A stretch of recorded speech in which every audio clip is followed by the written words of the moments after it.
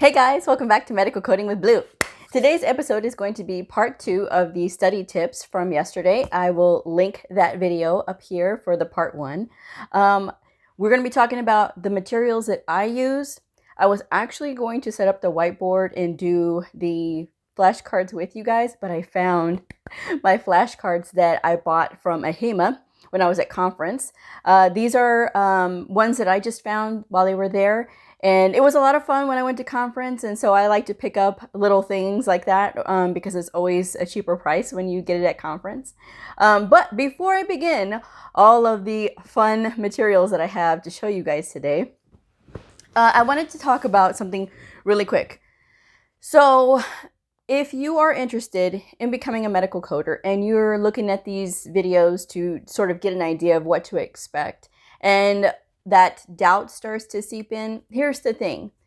Of course, everybody is, when you're learning something new, it is going to be different. It's going to be a challenge, but don't scare yourself so much out of it that you end up not doing it. Okay. And this is why I always suggest that you guys stay out of the Facebook medical coding groups, because that is the heart of a lot of people who are coming to me and saying that they wanted to be a medical coder, but they were too scared. So they just said they were going to forget about it.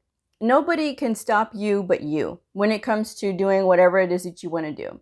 And my thought on it is this: if it is so easy to dissuade you from your dream of doing something like medical coding, then maybe it's probably a good idea that you don't do it, because a lot of people are going to try to dissuade you from your arguments when you are going for audits, when you're getting audited as a medical coder.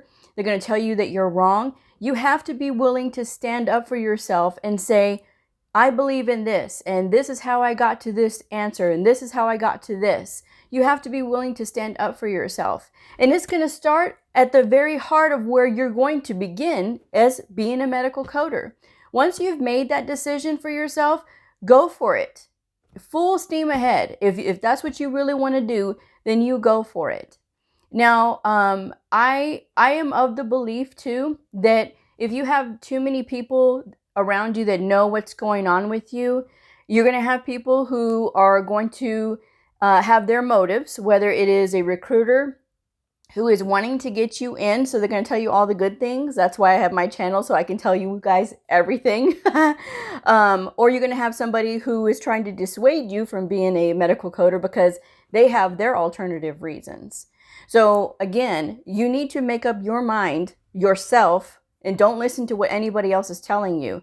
Don't listen to, oh, it's too hard, it's too difficult. Everybody has a different reason of why things aren't working out for them, or why they're not passing their test, or whatever the case may be. And sometimes people don't pass their test because they're not taking it seriously. There's a lot of people that think, oh yeah, it's just so easy and I can do this, and no, it's not. It's not easy. And if you're thinking that it is going to be easy, I'm telling you now that it's not. Okay. So I'm not going to preach no more about that. I'm just going to start showing you guys the books. But I want you to know that if you want to do it, then do it. Okay. And don't announce everything. Sometimes it's just best to keep things that you're doing for yourself close to the vest. That is what my firm belief is. That's what I'm doing. I've got a lot of stuff going on in the back, and I get emails all the time from people asking me, Blue, why aren't you doing this? And why aren't you doing that? Guys, I'm doing my own path, and I've got stuff going on in the back, and I don't bring it here because that's my process. That's how I need to do things. That's how I'm able to achieve my goals. Okay. Without all that. All right. So now I'm checking the time because I have the camera set up. I can see myself, so I know that I'm in the frame, but I can't see the minutes. So anyway, but yes, that's what we're gonna do. So I'm gonna start by showing you the book. Okay. So this is the diagnosis book. This is the ICD-10 CM Expert for Physicians, the 2020 version. Okay. See, you guys can see it. This is where all your diagnoses are housed. Now, if you are looking to study medical coding, the best thing that you can do is get the current year version. Every year, these versions get updated. if you're not quite there yet and you're just wondering if you should or not, you can still get the 2019 versions and learn off of them. But when you go to take your exam, you're going to need to have whatever year it is that you are in. You need to have those books to take the examination. Okay.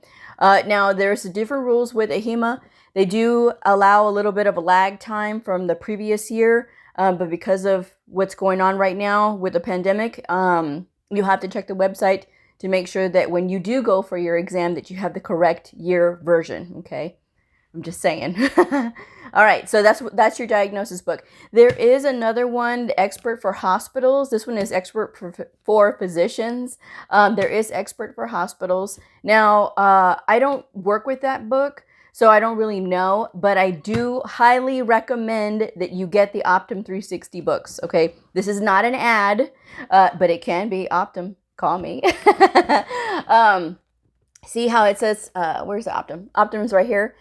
So the thing is, these books are phenomenal, okay? And there is a difference between what book you are using, okay? There are other versions out there. I don't know about the other versions.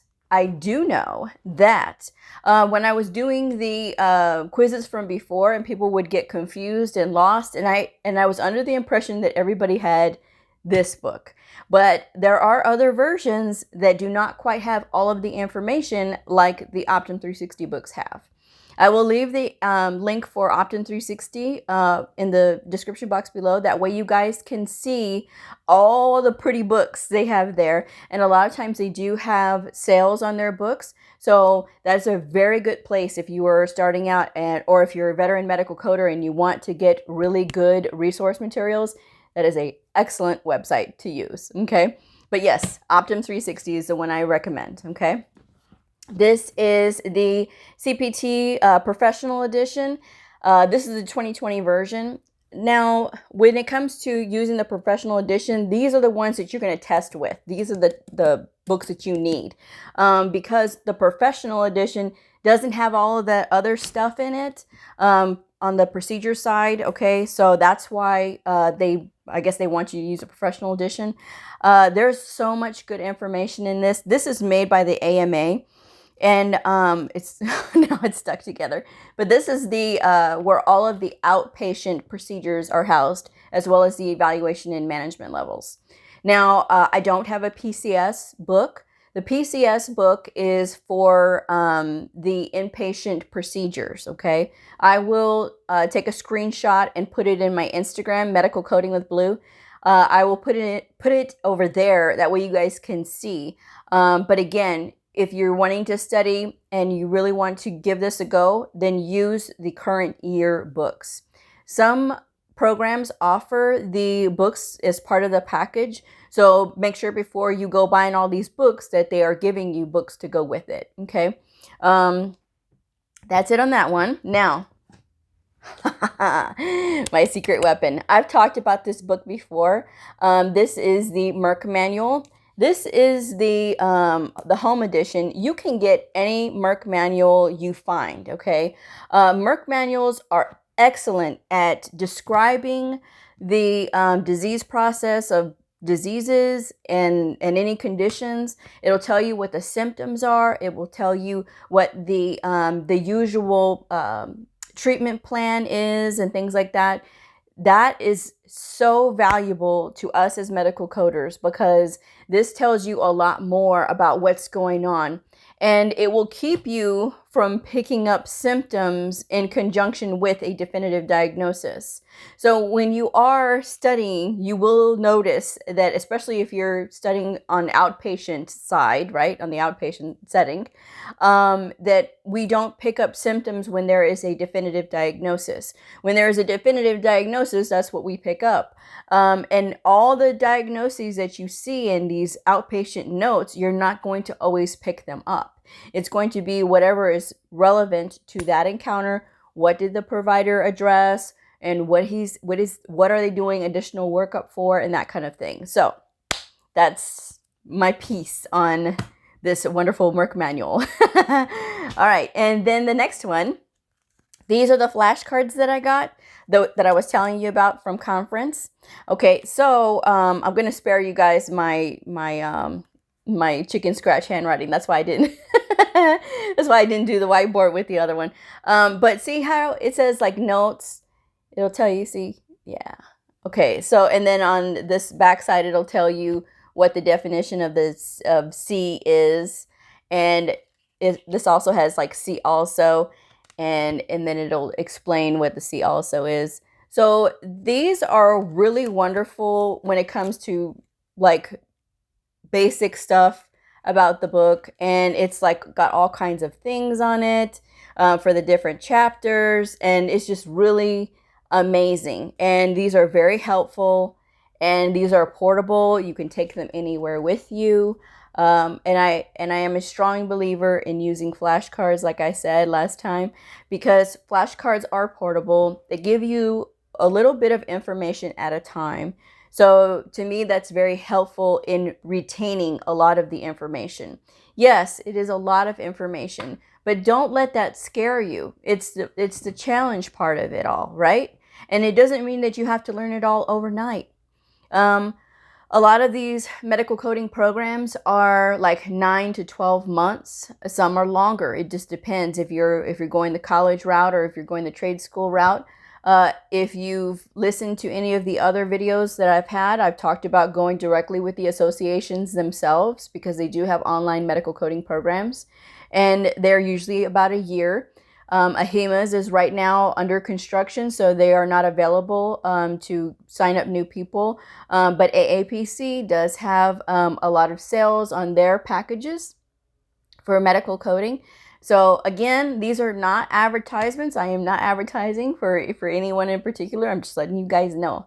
And I tell you guys about both associations because I feel like you should be able to make your own decisions about which association is right for you. And if you do your research, you'll be able to understand what I mean, because there's benefits to both associations, okay? So it's just something that you have to decide on your own. And if you are absolutely still confused about which way to go, look in your area under medical coders and look to see what credentials they are looking for, okay? Don't let the, they're looking for all this experience. Don't let that cloud your judgment. Look to see what credentials are they looking for. This way, you'll be able to know, okay, I'm on the right path if I'm going to go with AHIMA, or I'm on the right path if I'm going to go with AAPC. But again, they are looking for medical coding credentials. If you're really serious, you need to have either AHIMA or AAPC credentials when it comes to being a medical coder. Okay. All right. And the next thing that I want to show you guys, and I got to cover this up, is the New England Journal of Medicine. Now, this is what I was talking about the other day about going above and beyond.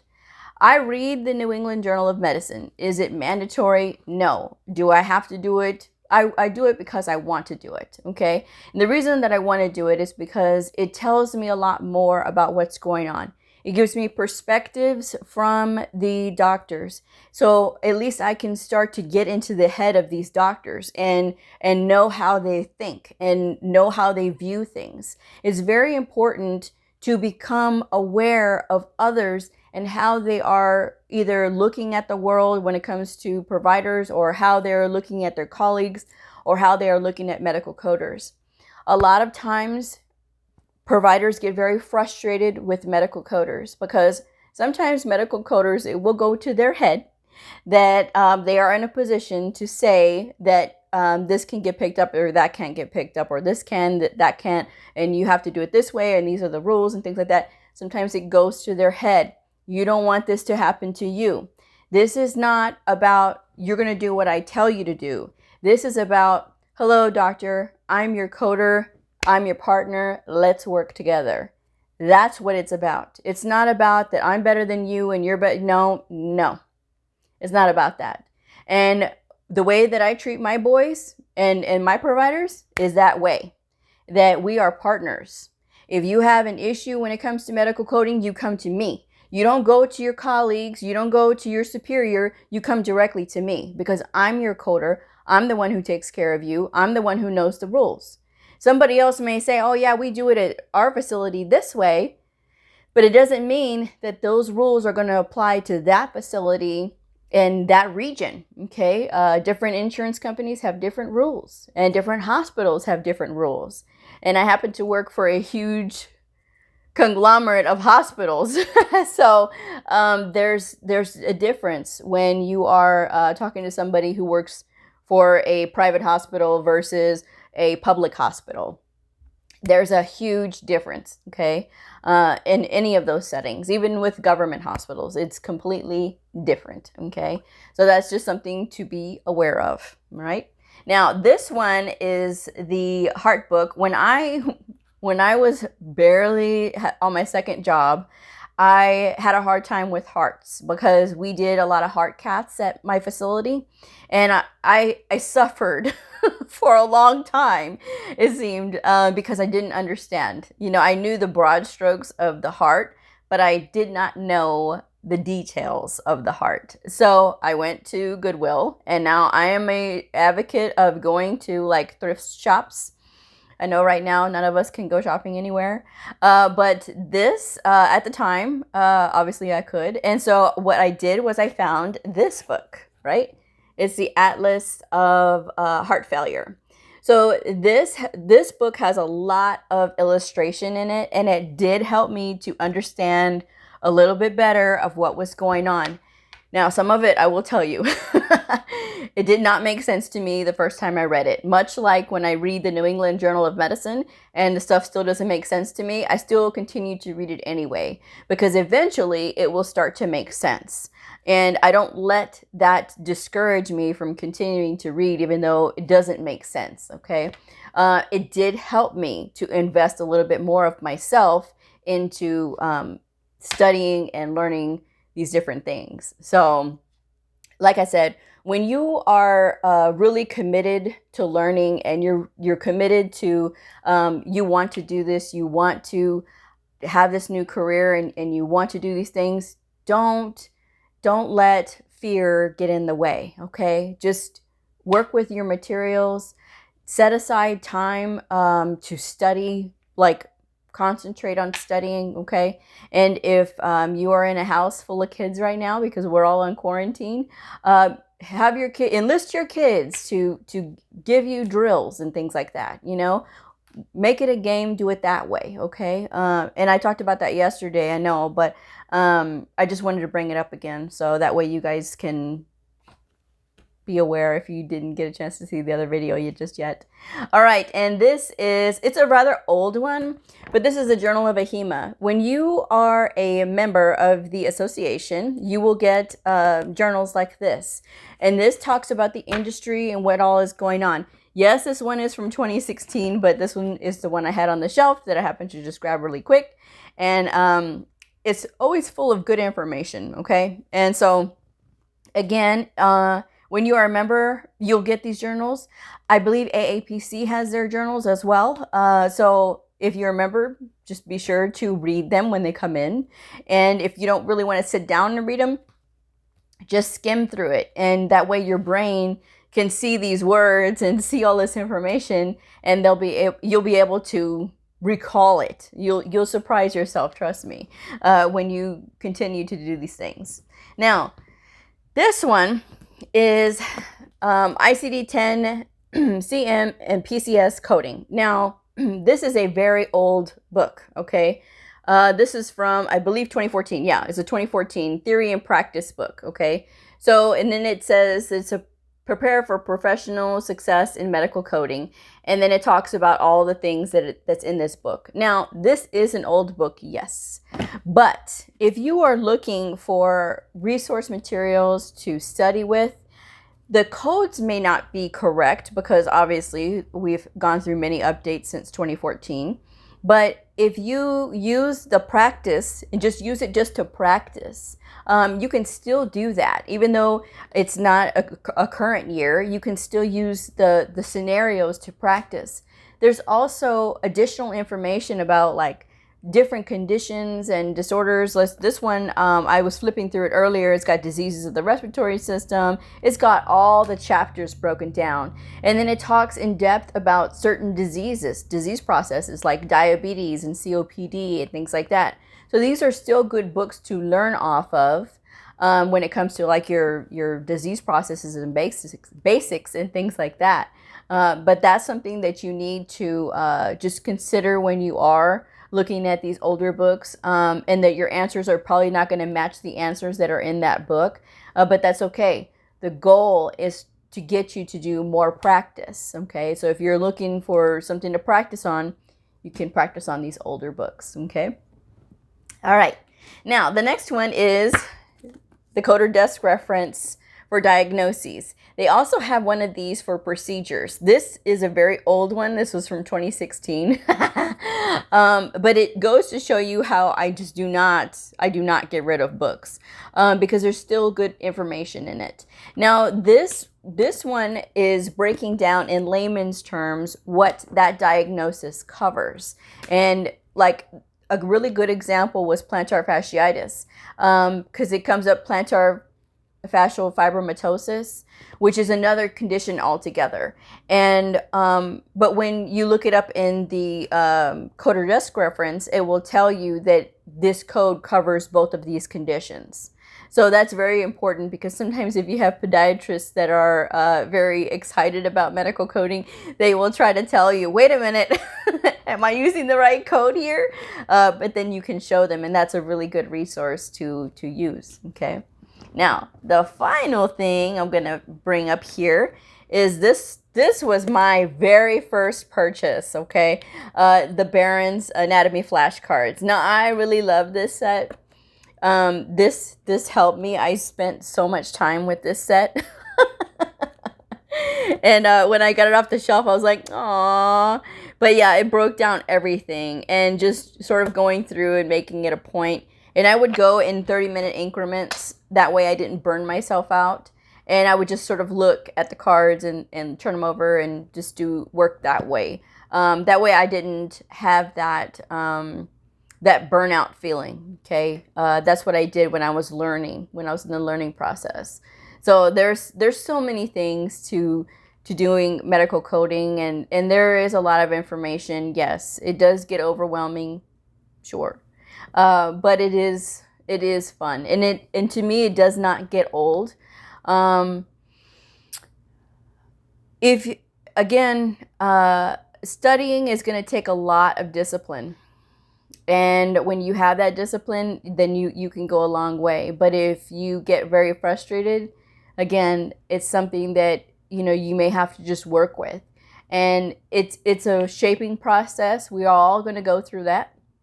We all do go through that, where we question ourselves and where we think, am I doing the right thing? But I don't know. To me, it's like, I don't think I would want to do anything else.